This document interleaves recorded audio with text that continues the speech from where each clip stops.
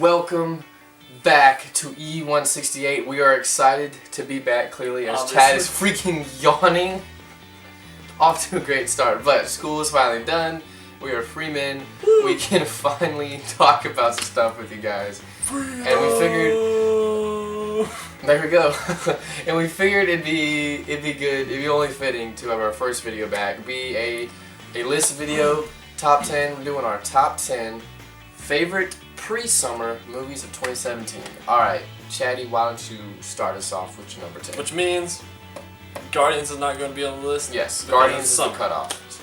It's summer. Alright, starting off with number 10.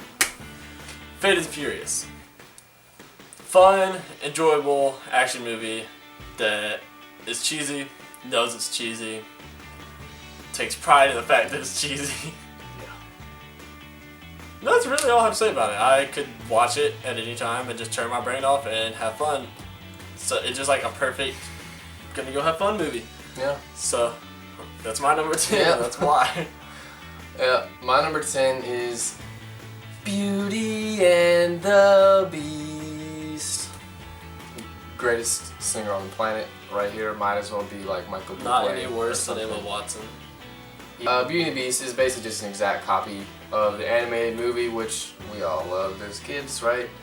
They have a couple new songs.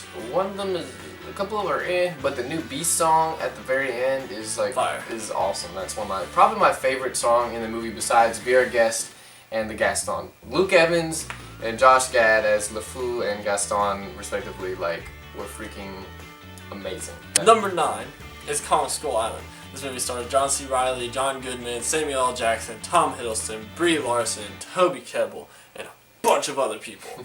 Yeah. And all those people were just kind of there and were like tortillas, not onions. They didn't have no layers.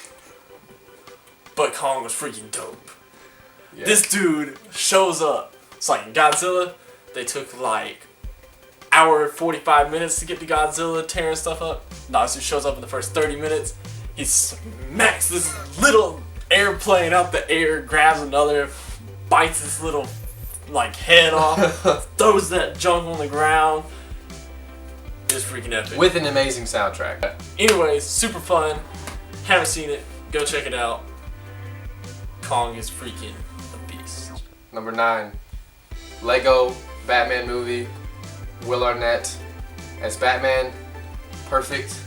Rosario Dawson, Batgirl, great. Michael Cera as Robin was genius. That was so. Come on, Batman. Yeah, it was great. Yes, our review. Ray Fiennes, like, can't get much better than that cast. It was hilarious. It was literally like 10,000 jokes. Probably. That's probably an understatement. If you stopped to breathe at any point during the movie, you missed a joke. You missed a joke. At least like 2 actually. Yeah. But yeah. Anyways, we talked about this already in a review. Great movie and one that I really enjoyed. Number 8. Number 8. Here we go. Power Rangers. Okay. Nathan does not like Power Rangers. A lot of people don't like Power Rangers. But you know that, like, that's okay. Like, Power Rangers is a good freaking movie. I don't care what you say. You can come to my house. I'm not going to give you my address because that's creepy. But you can comment on the video and we can debate about this because I'll fight for this movie to my grave.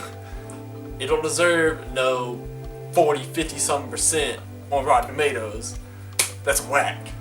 That's whack. This movie is awesome. It's cheesy. It's serious. It's cheesy and serious all mixed together. And it's got Zords doing Transformer-like stuff in slow motion. It's dope. My number 7 is Fate of the Furious. This is my super cheesy action movie that honestly climbed really high on my list. I liked Fast 5 was... Dog, how'd you get to number 7?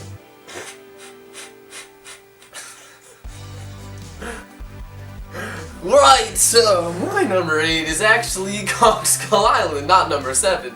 Kong Skull Island was really good. He already commented about the cast. I pretty much just reiterate everything he said. It was really good. The best scene in the movie was when Tom Hiddleston was in the gas mask and it was like the green stuff. He had the samurai sword and he was just slicing them just up. The aesthetic? Is that how you say it? visual style. How do you say aesthetic? Aesthetic. Is that how you say it? Aesthetic. Yes. All the colors blended together were beautiful. I also didn't say that. Okay, yes, very true. I was about to literally like 2 Sorry. seconds away from saying cinematography, but My bad. that was good too. Number 7 is Get Out. This is where it gets down like nitty gritty and serious. Mm-hmm. Basically, this movie is about a bunch of crazy white folk that don't like black people. Boy, they crazy dog. It was a really smart way to like tackle the topic of like white people hating black people. Basically, like that was essentially what this movie was about, and the way it handled it was in such a clever way that I didn't feel like a horrible person when I left. Every jump scare they had, they earned. Like, Yeah, they there wasn't a scare in the movie. yeah, it wasn't just yeah. randomly being like, Yeah, haven't seen it, go see it. Great performances. definitely one of the best. Amazing. All right, but now we're at my number 7 again. Fast and Furious. It's my super cheesy action movie that made it on the list, and it was really enjoyable. I liked Furious 7. It was actually the first Fast and Furious movie I've ever seen. I just hadn't really got into the franchise. A lot of people told me to, just kind of never did. And then I watched 7, and it made me cry because Paul Walker died, and I just the tribute was so touching. It was so sweet. I went back and watched 5 and 6, and I really liked 5. I've only seen Don't watch 6. 7 and But 8 was amazing. It just Jason Statham and The Rock, man, they were incredible. Vin Diesel, Charlize Theron, like Tyrese, Luda, all the cast, man, they brought it, and it was hilarious. They're basically superheroes, and Yeah. they own up to the fact that they're superheroes and can be dragged in sub-zero weather, go underwater in a Lambo, hold on to the dough, and then get launched out the water, crack through ice, and be totally fine and not even actually wet. So Yeah. it's great. There isn't a scene to me that matches the whole like jumping out of a skyscraper to another skyscraper scene, but overall the movie is actually I think a lot better than 7, and Yeah. I'm excited to see where the new trilogy goes. Number 6 is Split. Split was M. Night Shyamalan's return to being good. Yeah. That's the best way to put it. Like, Yeah. it was. Can't really discuss it much.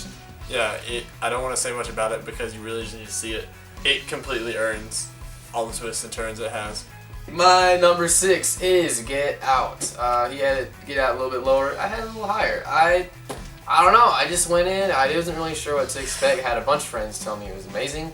Living in Memphis, obviously, it's a city filled with a lot of racial tension and strife a lot of times. So I was just interested in seeing how the movie commented on it. And I just found it honestly genius. The way it tackled the topic of racism, did it in such an accessible way, but still like impactful.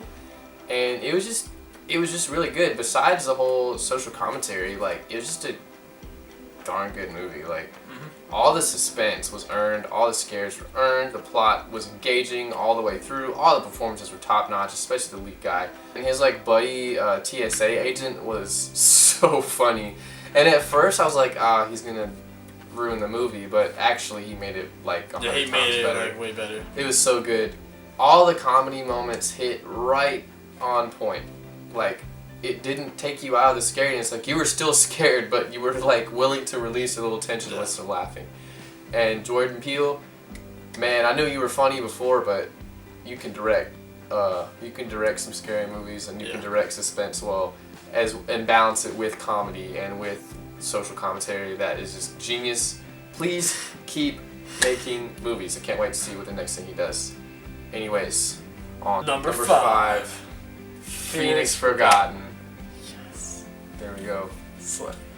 Phoenix Forgotten to me is probably the biggest surprise of the entire year so far. Yeah, it was like Biggest surprise. it was one I was looking forward to because aliens intrigued me in general. Yeah. Just a super intriguing topic. It made me like actually get interested in this topic and start researching this topic Yeah. and having a lot of fun with it. And just like learning a lot of new things. And so like when I was watching the movie, it was Build up. the build up was one of the best build ups I've seen in like a horror movie in a long time. I hesitate to even call it horror. It's not. It's I- sci-fi suspense. It's just all build up in tension and you get invested in the characters. And then they hit you with that. when crap hits the fan, oh boy, dog. Jumped out of seats. I may or may not have yelled some choice words that I shouldn't yell and latched on to Nathan's arm. This dude grabbed my freaking arm, man. A baby spider monkey. It opens as a documentary set in modern times, and that was such a unique approach to it, and it really worked well because, again, like the whole shaky cam can get old, like with the documentary, like with the found footage style stuff, movies. Dog, I'm sorry, I keep yawning. Yeah, come on, man, be energetic. We back. But like with found footage style movies, you can get a little sick of the whole jerky camera, you know, talking, all that. You can get kind of sick of that. But setting it up as a documentary and finding the clues and like seeing how invested the family members are into losing these people, you end up caring more about what happens to the people in it. And all the performances, especially the three leads, are great. Like, they're not cheesy, they're perfect. They seem like real kids, and when they make a dumb decision, you actually sympathize with them. Okay, same. Like, if they do something dumb, come on, just like 5 more minutes or whatever. Like, you actually understand it because he's been passionate about this project he's been trying to do for so long, and it's like he doesn't want to just give it up, even if it means risking his life. And you can understand that. I would have been like, I'm a dip. Number Great 4, movie, check it out. For me. Yes. For me. I like that. A Monster Calls. This movie, Man. we gave a review on it. Y'all know most of our thoughts on it. I know. If you don't, go watch that video. Had pre-screenings in like 2016. Counting it on our list because Yeah. it did not come out here until about. Yeah, it didn't come sometime in out January. until literally like January 3rd or something. Yeah. Super emotional. Took me on an emotional journey that I didn't know I needed to be taken on. Yeah. But I needed it. Like, I needed it bad. I needed my inner child to just be let out for a minute and shed a few tears. A few. A lot. My number 4 is John Wick Chapter 2. Did a review on this, so y'all know what we think. Just straight up awesome action. The long takes, the gun fu choreographed fight, Keanu Reeves, Lawrence Fishburne. Like, it's amazing. I mean, he just pop in a room saying, blah, blah, blah, blah, blah. I mean, he's an unstoppable killing machine, and it is just a complete joy to watch. And you're number 3. John Wick 2. Same. Moving on. My number 3 is A Monster Calls. I was emotional already that day. It had been a very difficult day. We're like, yo, let's be bros and go see a movie together and cheer you up. That was my bad. That was on me. Yeah. Side note, I thought that it would have a happy ending. I don't know why. So I was like, bro, he didn't think it was going to be an emotional and journey. then we're like bawling. Yeah. I didn't know nothing about it. He's like, yo, you feeling bad? Let's go see a movie. And I was like, bet. So we roll up. About the first 15 minutes, I was like, oh God. Yeah, about 15, 20 minutes in, I look over, I said, dude, I'm like already crying 20 minutes in. Like, I'm very emotional right now. 20 minutes in, this is not meant to be good. Oh, man. The ending got to us, and we were like literally laughing, crying. We were laughing so hard, laughing at how like stupid we look crying. Like, we're like, don't take it the fact that it's just like a weepy movie to say it's not good. Like, there's actually good comedy elements in it. Like, yeah. There are good other elements in it. It's really good. Please check it out. It'll probably end up making my top 15 in the year. Number 2 is Sly. Okay, he hasn't seen this movie. I haven't seen it. He's gonna go see it. I will. I'm gonna go see it with him. This movie's awesome. Sly is a masterpiece. This movie, like every line, every scene, like every single thing in the movie has purpose, and it all leads up to the end. This is gonna be one of those movies like Unbreakable, where now everyone is kind of like, it's alright, and a few years from now, everyone's gonna look back on it and say, wow, what were we thinking? And you heard it here first. Go see it. You did not make much money. I'm looking forward to seeing it. So go. Number 2, he had it lower, and I know why, and we're going to be launching a debate show about it. I'm not going to say now, because I don't want to spoil the movie. Anyways, Split is my number 2. M. Night Shyamalan, you are back in good graces. You made 3 great movies. Sixth Sense, which had spoiled me as a kid. I know it's great, but it didn't do a lot for me because I knew the twist. Yeah. But again, I'm not going to deny it's a masterpiece. 2. Unbreakable. I think that's a masterpiece. It's incredible. I love that movie. 3. Signs. Had a recent revelation with that movie. Oh, no. And I freaking love it 30 times more than I used to. So I miss the good old days of Shyamalan because Shyamalan made some good films.